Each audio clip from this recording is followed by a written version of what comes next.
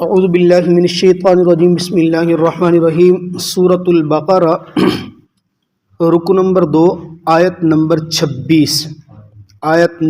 26 الذین ینقضون عہد اللہ من بعد میثاقہ ویقطعون ما امر اللہ بہ ان یوصل ویفسدون فی الارض اولئک هم الخاسرون۔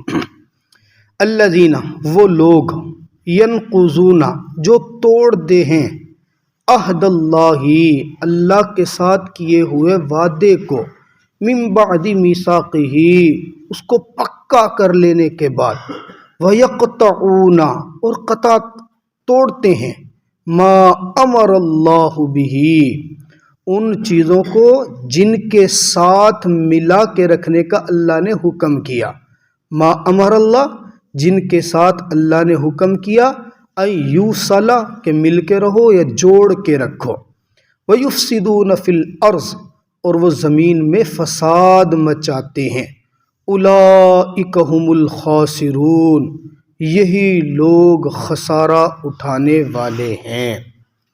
حضرات محترم، گزشتہ درس کے اندر آپ نے پڑھا سنا سمجھا الحمدللہ، کافروں نے جس طرح جن الفاظ میں اللہ کی ذات پہ اشکال کیا کہ یہ کوئی اللہ کی کتاب ہے جس میں مکھی اور مچھر کا تذکرہ کیا جا رہا ہے، حقیر سی چیزوں کا، اللہ نے اسی لہجے میں اسی انداز میں جواب دیا، لا یستحی ان یضربا، اللہ بالکل حیا نہیں کرے گا۔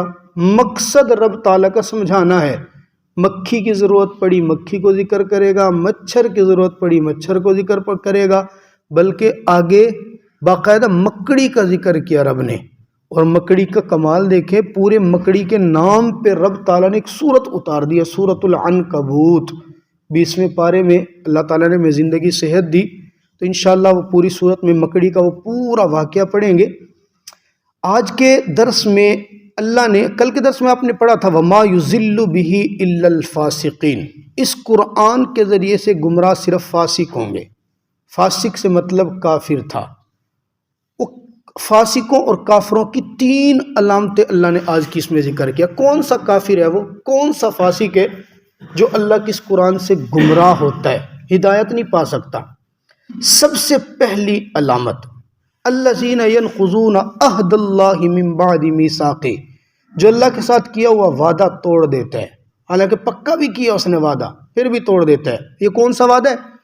آپ نے سنا ہوگا، قرآن پاک میں آگے آئے گا بھی صحیح، اللہ نے جب عالم ارواح میں تمام روحوں کو پیدا کیا تھا نا، سب کو پیدا کر کے ایک وعدہ لیا تھا، سب سے پوچھا تھا الست بربکم، کیا میں تمہارا رب نہیں ہوں؟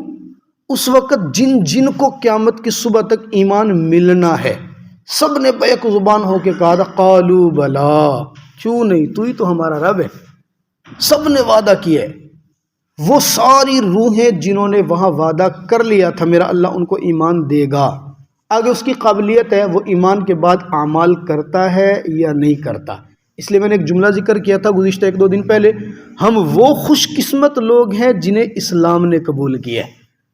ہمیں اللہ نے مسلمانوں کے گھروں میں پیدا کیا، وہ بھی تو ہیں نا، ہم سے زیادہ گورے چٹے ہیں، ڈیل ڈول کے مالک ہیں، صحت میں زیادہ ہے، فطانت ذہانت میں شاید زیادہ ہوں گے، اور مال میں یقیناً زیادہ ہیں، لیکن اللہ نے ان کو ایمان کی ہوا بھی نہیں لگنے دی۔ تو یہ وعدہ الستو ہے، وہ اس وعدے کی طرف اللہ فرمان ہے، وہاں تو وعدہ کر رہے تھے کہ میں رب ہوں، لیکن جب دنیا میں آئے تو یہاں کی رنگینیوں میں کھو گئے، جب دنیا کے اندر آئے تو پھر اللہ کو بھول بیٹھے، پھر جب دنیا کے اندر آئے تو چھوٹی چھوٹی بات کا عذر بنا کے میری نماز کو چھوڑ دیا، میری تلاوت کو چھوڑ دیا، میرے دین سے دور ہوتے چلے گئے، عذر پیش کرتے گئے خام خواہ کے۔ یہ لوگ ہیں، سب سے پہلی علامت یہ فاسقین کی کہ وہ اللہ سے کیا ہوا وعدہ توڑ دیتے ہیں۔ اور وعدے کی اہمیت تو اس شریعت کے اندر عام وعدہ بھی، ایک حدیث مبارکہ کا مفہوم ہے لا ایمان لمن لا عہد لہ، جس بندے کے اندر وعدے کی وفا نہیں ہے نا، اس کو تو ایمان ہی معتبر نہیں ہے۔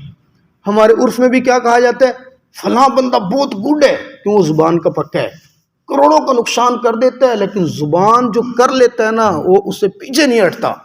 اور فلاں بندہ سارے اعمال ٹھیک ہیں، زبان دا منہ کچے، گل کر کے تبدیل کر ویندے، بگڑ ویندے، مطلب ہمارے عرف میں بھی زبان سے کیے ہوئے وعدے کو بڑی اہمیت ہوتی ہے، بندے کے پرکھنے کا معیار ہے۔ اللہ رب العزت نے بھی وہی معیار پہلی بات ذکر کی، فاسقین کی علامت جو وعدے توڑ دیتے ہیں، اللہ سے کیے ہوئے وعدے ہیں پھر توڑ دیے۔ وَيَقْطَعُونَ مَا أَمَرَ اللَّهُ بِهِ أَن يُوصَلَ، یہ دوسری بڑی بات، اس کا تعلق تو ڈائریکٹ دنیا کے ساتھ ہے۔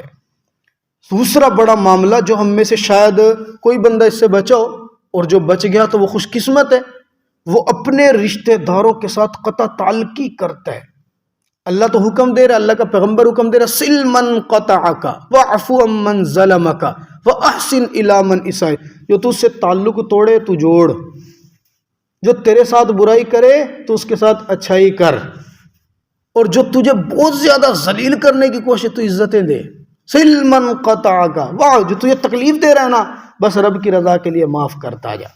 ایک حدیث مبارکہ میں آتا ہے، بندہ اگر طاقت رکھتا ہے، بدلہ لینے کی طاقت رکھتا ہے، اور رکھتے ہوئے طاقت ہونے کے باوجود اگلے بندے کو رب کی رضا کے لیے معاف کر دے، میرا رب اس معاف کرنے میں اس کو جنت کے اندر عظیم الشان محل عطا فرمائے گا۔ اور اگر کوئی بندہ کسی کو ایسی جگہ پہ ذلیل کر رہے جہاں یہ اس سے اپنی عزت کا بدلہ لے سکتا تھا، لیکن اس نے رب کی رضا کے لیے چھوڑ دیا، میرا اللہ فرماتے ہیں میں اس کو وہاں سے عزتیں دوں گا کہ ساری کائنات والے حیران ہو کے رہ جائیں گے، کام رب کی رضا کے لیے۔ یقطعون، ہمارے ہاں کیا ہوتا ہے، جذباتیت کا دور ہے نا جی، غصے کا دور ہے، کوئی بات ہو گئی، سکے بھائی کو کیا کہتا ہے، آج تو بات تیرا میرا مرنا جیون ختم ہے، تو میری میت پہ نہ آنا، میں تیری میت پہ نہیں آؤں گا، میں تیرا مرا ہوا چہرہ بھی نہیں دیکھنا چاہتا، جملے بولتے ہیں معاشرے میں، غلط ہے، انتہا درجے کی غلط، شریعت کی تعلیم کے بالکل خلاف ہے۔ اللہ فرماتے ہیں یقطعون ما امر اللہ، یہ تو حکم، یہ تو عادتیں، یہ تو پہچان ہے فاسقوں کی، مومنین کی یہ نہیں ہے۔ مومنین تو آپس میں شیر و شکر ہوتے ہیں، مومنین تو آپس میں محبتیں بانٹنے والے ہوتے ہیں، مومنین تو آپس میں ایک دوسرے کا دکھ درد سمجھنے والے ہوتے ہیں۔ مومنین کے لیے تو ایک ہی جملہ ذکر کیا، انما المؤمنون اخوہ، سب مسلمان بھائی ہیں۔ بس بھائی کیا ہوتا ہے، ان اشتکا عینہ واشتکا کلہ، آنکھ میں درد ہوتا ہے نا تو سارا بدن تڑپ جاتا ہے، پاؤں میں درد ہوگا تھوڑا سا پورا بدن تڑپے گا، ایسا تعلق ایمان والوں کا ہوتا ہے۔ اور یہ ایمان کا تعلق صحابہ کرام نے بنا کر کے دکھایا ہے۔ اتنی بڑی کوئی مثال دے سکتے یار، آپ میرے کتنے چاہنے والے ہیں، آپ مجھ سے محبت کرتے ہیں، الحمدللہ محبت کرتے ہیں تو میرے پیچھے نماز پڑھتے ہیں نا جی۔ آپ بھی مجھ سے پوچھیں گے نا مفتی صاحب تیری بیگم کا نام کیا ہے، میں لڑ پڑوں گا، نام تو بڑی دور کی بات، آپ مجھ سے پوچھیں آپ کی بیگم نے آج کپڑے کس رنگ کے پہنے ہیں، میں کہوں گا چنگا تو مقتدی ہے میرا۔ اور ان کی مثال دیکھو نا یار، جب ہجرت کر کے آئے تھے، مدینہ منورہ میں آئے تھے، مدد کرنے کی انتہا کر دی، یا رسول اللہ یہ آ رہے ہیں، میری 2 بیوی ہیں، اس کو یہاں بیوی کی بھی ضرورت پڑے گی، یہ بات کرے، میں ایک کو اس کی رضا کے لیے طلاق، میں ایک کو اللہ کی رضا کے لیے طلاق دے گا نا، اس کو دے رہا ہوں، یہ میری بیوی سے نکاح کر لے اور اپنی زندگی بسائے۔ سوچ انتہا ہے، میں ایک اپنی بیوی کو طلاق دے دیتا ہوں، یہ اس کے ساتھ نکاح کر کے اپنا گھر بسا لے۔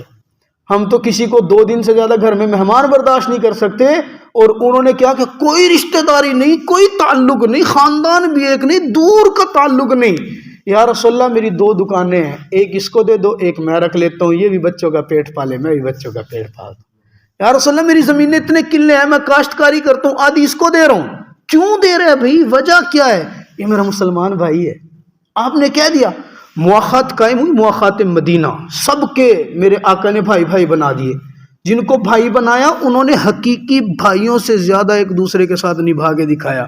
اسی موقع کا تو وہ جملہ تھا جب سب کے بھائی بن گئے نا، حضرت علی رضی اللہ تعالیٰ عنہ اکیلے رہ گئے، آپ علیہ الصلوۃ والسلام اکیلے ادھر بیٹھے ہیں، ادھر سامنے حضرت علی بیٹھے ہیں، حضرت علی سر نیچے کر کے پریشان ہو کے بیٹھے ہیں، آگے پوچھتے ہیں کیا ہوا؟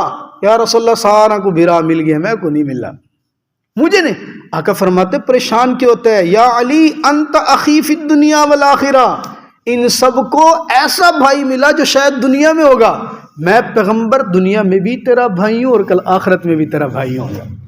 یہ کتنی بڑی بات، مومنین کا کام آپس میں محبتیں بانٹنا، دکھ میں شریک ہونا، نہ کہ دکھ کا مذاق اڑانا۔ ہمارے ہاں ایک بیماری یہ بھی ہوتی ہے، معذرت کے ساتھ، اگر کسی کے اوپر کوئی پریشانی اور عیب آ گیا نا، کوئی پریشانی اور تکلیف آ گئی، ہم خود سے اس کو جانچنا شروع، دیکھا یہ اکڑ کے چل رہا ہے، اللہ دا عذاب آ گئی ہے، ایسے کرتا تھا نا، دیکھا اللہ میرے کیسے.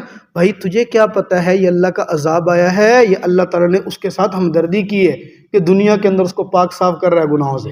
خود سے جج کرنا اور جانچنا یہ ایمان والوں کی علامتیں نہیں ہیں.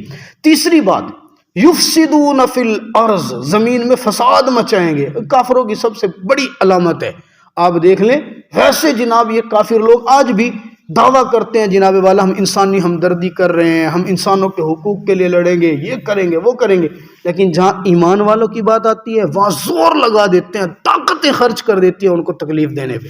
اب فلسطین میں یہی نہیں ہو رہا؟ وہ جو بچوں کے لیے قطرے پلا رہے ہیں پولیو کے، انہیں ہمارے بچوں کے ساتھ کیا سروکار ہے؟ جو جن کے بچوں کو پولیو نہ ہو جائے، ان کو ٹیکے لگا دو، ان کو فلاں کر دو، ان کو فلاں کر دو. ہمارے بچوں کا درد اتنا ہے ان کے سینوں میں. پھر فلسطین کا بچہ کیا ہو گیا؟ پھر فلسطین کے بچے کو کیوں بمباری سے اڑایا جا رہا ہے؟ ہماری عورتوں کے حقوق کے لیے تنظیمیں بنا دی، این جی اوز بنا دی، یہ کر دیا وہ کر دیا، ہم عورت کو حقوق دیں گے، آزادی مارچ نکال دیے، یہ کر دیے وہ کر دیے، انہوں نے گھروں میں نہیں رہنا، ان کو نوکریاں کرو. بڑی آپ کو عورتوں کی وہ کیا ہے تکلیف ہے، لیکن پھر کیا فلسطین والی عورت نہیں ہے کیا؟ فلسطین والا بچہ نہیں ہے کیا؟ یہ وہ انسان نہیں ہے؟ ان کے تو منہ سے نوالا تک چھین لیا. کیوں؟ قرآن بتا رہا ہے یہ ہو ہی نہیں سکتا تمہارا دوست ہو جائے. یفسدون فی الارض، زمین میں فساد مچائے گا. 3 علامتیں، 3 باتیں پائی گئی. اللہ سے وعدہ توڑا ہے انہوں نے. دوسرا، وہ اپنی رشتہ داریاں ختم، ان کی نہیں ہوتی رشتہ داریاں، ان کو پتہ ہی نہیں ہے ماں کون ہے، باپ کون ہے، بھائی کون ہے، ان کی تو ہے ہی نہیں، ان کا رشتہ داریوں والا تعلق ہی نہیں ہے. اور تیسری بات، وہ زمین میں فساد مچاتا. تینوں فیٹ آتی ہیں. اللہ فرماتے ہیں اولئک هم الخاسرون، یہی کل آخرت کے اندر خسارے کے اندر ہوں گے. اور میرا رب جس کو خسارہ کہہ رہے ہیں، ایک تو گھاٹا وہ ہے نا جس کو ہمارے معاشرے کا کوئی بڑا آدمی کہے اے بندہ گھاٹے چھے، ایک وہ ہے جس کو بزنس مین اپنے تجربے کی بنیاد پہ کہے کہ اس نے یہ کاروبار کیا تو نقصان اٹھائے گا.